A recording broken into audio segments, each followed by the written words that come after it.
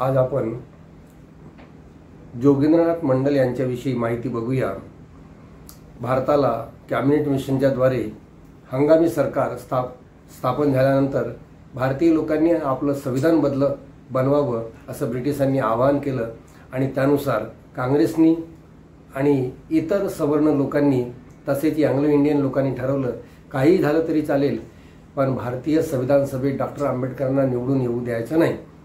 अशा परिस्थितीत डॉक्टर बाबासाहेब आंबेडकर संविधान सभेत निवडून जाणं हे महत्त्वाचं होतं। पण बाबासाहेबांना महाराष्ट्रामधून कोण निवडून आणणार, कोण सूचक होणार, कोण अनुमोदन करणार त्यांचं, अशा वेळेला बंगालमधील ज्येष्ठ नेते आणि दलितांचे पुढारी होते ते सुद्धा, आणि त्यांनी ठरवलं ठीक आहे महाराष्ट्रातून जरी बाबासाहेब संविधान सभेवर जाऊ शकले नाहीत तरी मी माझ्या बंगालमधून बाबासाहेबांना नक्कीच निवडून आणणार अशी त्यांनी भीष्म प्रतिज्ञा केली होती। आणि बाबासाहेबांना सांगितलं की ठीक आहे तुम्ही बंगालमधून निवडून आणा, मी तुम्हाला आणतो। आणि याकरता त्यांनी जीवाचा आटापेटा केला, तिथल्या विधायकांना विश्वासात घेतलं आणि स्वतः ते बोरीसाल येथील विधानसभेमधून निवडून आले होते।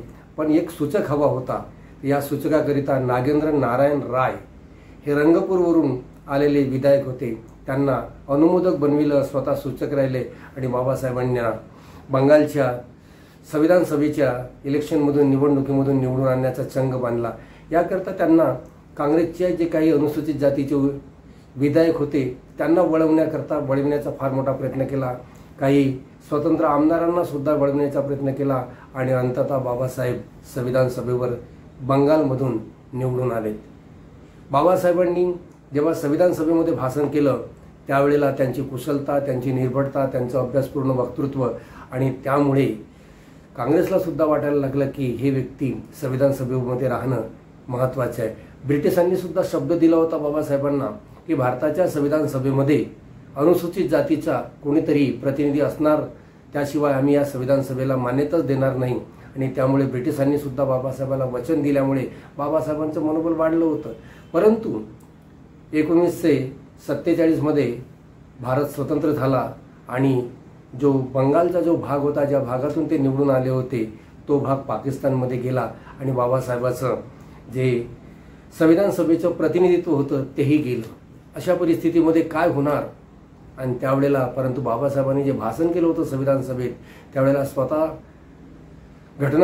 संविधान सभेचे अध्यक्ष जे होते डॉक्टर राजेंद्र प्रसाद यांनी तत्कालीन मुंबईचे प्रांताचे मुख्यमंत्री बाळासाहेब खेर यांना सांगितलं की तुम्ही डॉक्टर M.R.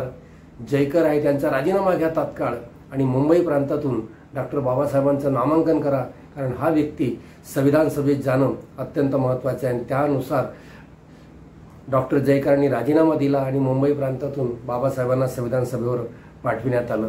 आणि मग बाबासाहेब संविधान सभेवर गेल्यानंतर पहिल्यांदा अल्पसंख्याक समितीचे अध्यक्ष होते आणि त्यानंतर त्यांना घटना समितीचे अध्यक्ष बनविण्यात आलं।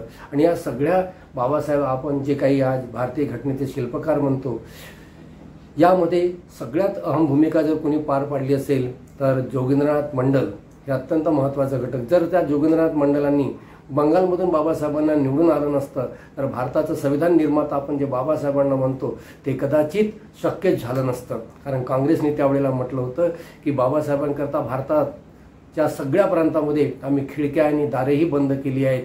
पण जोगेंद्रनाथ मंडलांच्याच अथक प्रयत्नांमुळे बाबासाहेब हे घटना समितीवर निवडून गेलेत आणि घटना समितीचे ते अध्यक्ष झाले, संविधान सभेवर निवडून गेलेत, घटना समितीचे अध्यक्ष झालेत।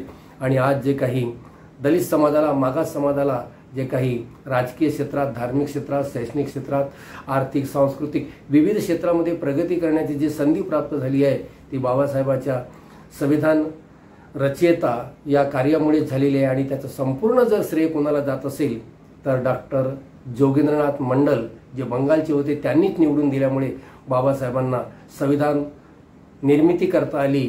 त्यामुळे जिथं बाबासाहेबांचं संविधान निर्माता म्हणून नाव घेतलं जाईल त्याआधी सुद्धा जोगेंद्रनाथ मंडलाचं नाव घेणं अत्यंत आवश्यक आहे।